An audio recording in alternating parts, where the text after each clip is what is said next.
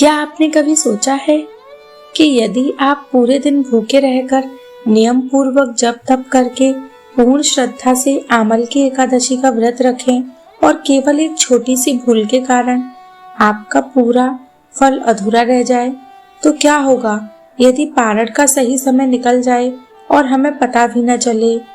यही वह महत्वपूर्ण रहस्य है जिसे बहुत से श्रद्धालु अनजाने में नजरअंदाज कर देते हैं। जय श्री हरि।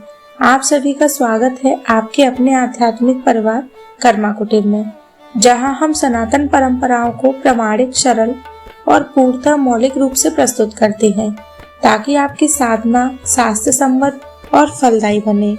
आज हम बात कर रहे हैं फाल्गुन मास के शुक्ल पक्ष में आने वाली पवित्र आमल की एकादशी के पारण की, क्योंकि शास्त्रों में स्पष्ट कहा गया है कि एकादशी व्रत द्वादशी में विधि पूर्वक पारण किए बिना पूर्ण नहीं होता।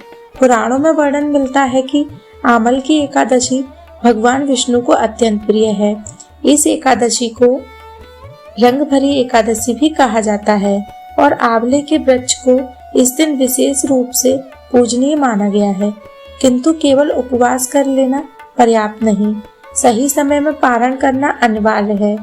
इस वर्ष जिन श्रद्धालुओं ने यह व्रत रखा, उन्हें द्वादशी तिथि में प्रातः 6:55 से लेकर 10:44 के मध्य पारण करना शुभ और शास्त्रोक्त है। यह समय प्रातः काल का है और हरिवासर समाप्ति के पश्चात माना गया है, अतः इस अवधि के भीतर ही व्रत खोलना चाहिए। मध्याह्न के बाद विलंब करना उचित नहीं। अब प्रश्न उठता है कि पारण की विधि क्या हो। द्वादशी के दिन ब्रह्म मुहूर्त में जागें, स्नान आदि से निवृत्त होकर स्वच्छ और सात्विक वस्त्र धारण करें।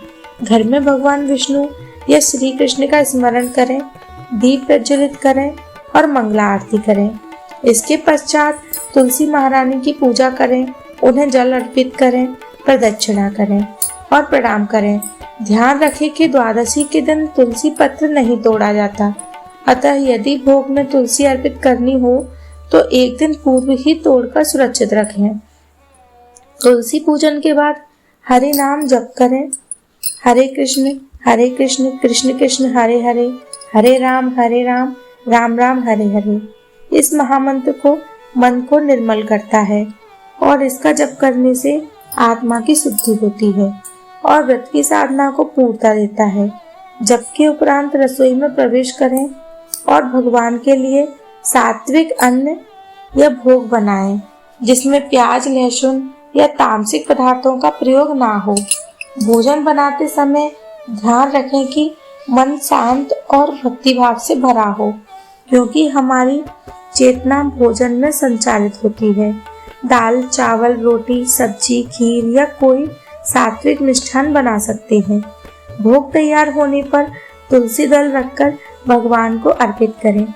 ध्यान रखें, भोग बनाते समय अपना मन, वाणी, वचन सब कुछ पवित्र रखें, क्योंकि हम जिस भाव से भोग बनाते हैं वही भाव हमारे भोजन में आता है।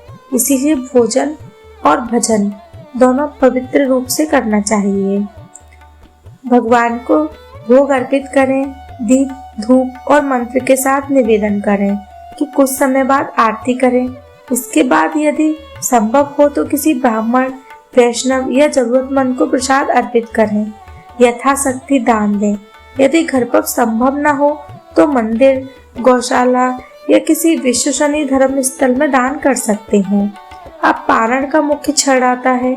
भगवान के समक्ष हाथ में जल लेकर प्रार्थना करें कि हे प्रभु, मैंने अपनी सीमित शक्ति से यह व्रत रखा हुआ है। इसमें हुई त्रुटियों को क्षमा करें और मुझे भक्ति का मार्ग प्रदान करें। इसके पश्चात सर्वप्रथम चरणामृत या अर्पित जल ग्रहण करें। फिर भगवान को अर्पित जल, अन्न, प्रसाद से व्रत खोलें। यदि निर्जल व्रत रखा था तो पहले जल लें। यदि फलाहार किया था तो सात्विक आहार लें। अत्यधिक भारी भोजन तुरंत ना लें।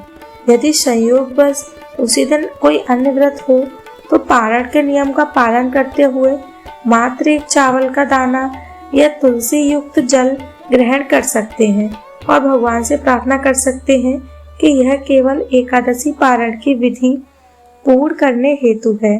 शास्त्र भावना को प्रधानता देते हैं, इसीलिए शुद्ध भाव से किया गया संकल्प दोष रहित माना गया है। याद रखें, एकादशी केवल भूखे रहने का नाम नहीं, यह आत्म संयम, शुद्धि और भगवान के प्रति समर्पण का पर्व है।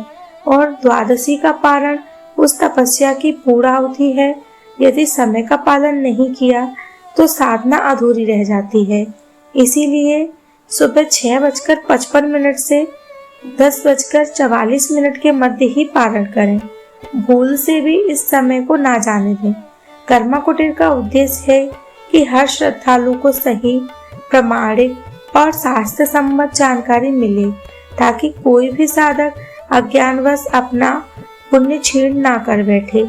यदि यह जानकारी आपके लिए उपयोगी हो तो इसे अवश्य साझा करें, क्योंकि संभव है आपके एक साझा करने से किसी का व्रत पूर्ण फल दे सके।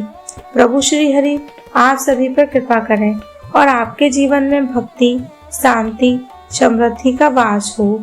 इसी प्रकार सनातन धर्म की प्रमाणिक जानकारी के लिए जुड़े रहिए आपके अपने आध्यात्मिक परिवार कर्मा कुटीर के साथ।